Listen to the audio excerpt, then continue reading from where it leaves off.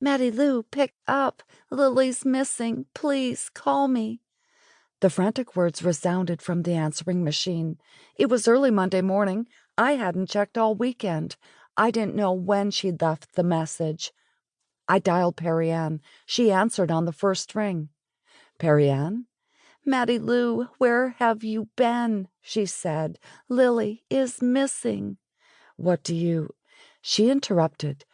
Graham Betty called yesterday, and Lily's bike was gone, and so was she. Betty isn't really Lily's Graham, but she helps Perry Ann when she needs her to.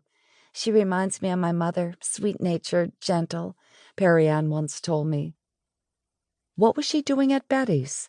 I asked. She's been there since Friday. Betty was going to take her to Billy, but no one has seen him either. We've been looking all night. I could hear a man in the background. I have known Perry Ann for 20 years, and when she gets that slow speech and frozen tone, I know she's scared. I called the police last night, she added. They said they'd start a helicopter search. Now she was talking fast. They've been driving around all night. In case she turned up here with Billy, I stayed home. I've been calling every hour, but I can't reach him. I've got to go. I'm on my way to Albuquerque now. She hung up the phone. Who has been driving all night? I said to the dial tone.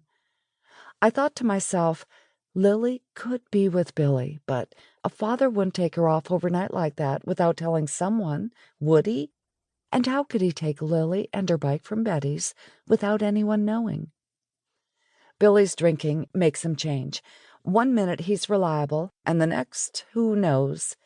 But he's supposed to be sober now. I could see how Perry Ann had a crush on him when she was 14. He was gorgeous. But when I'd seen him on my last visit home, his blonde hair was dull. His blue eyes were streaked with red lines. He had a paunch for a stomach, dried-out skin, disheveled hair, and a washed-out look in his eye. He looked older than his 39 years. I guessed the drinking had aged him. The next hour, I gathered my things. My favorite yellow pullover sweater was the last piece packed. I could barely zip the bag. There were enough clothes for 3 weeks. I picked up the phone to call Bobby. He answered just as I was about to hang up. Hi, I am going today. I had told him I would be leaving at the end of the week. You are? Why? I'll be home in a couple of days.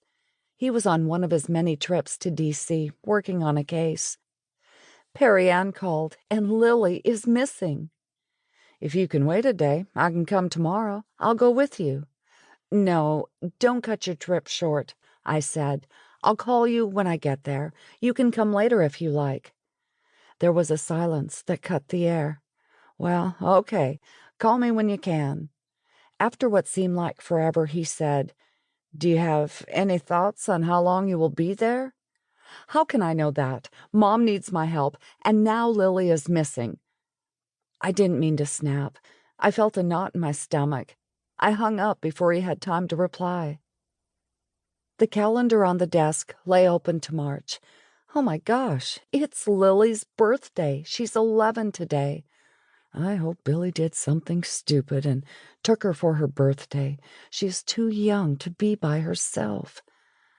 Let's see, 20 years ago, Perry Ann and I rode to the park on our bikes to hike to the tallest hill without telling anyone, I said to my auburn-headed, green-eyed 31-year-old self in the mirror.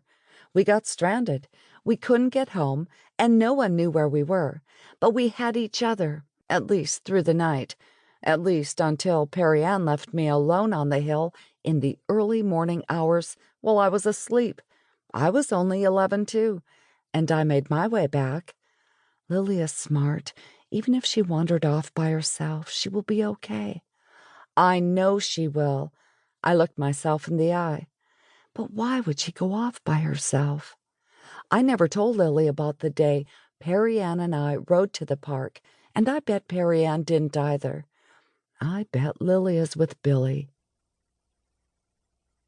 To keep listening to this audiobook, I've left you a link in the description so you can do it, at no cost thanks to Audible's 30-day free trial.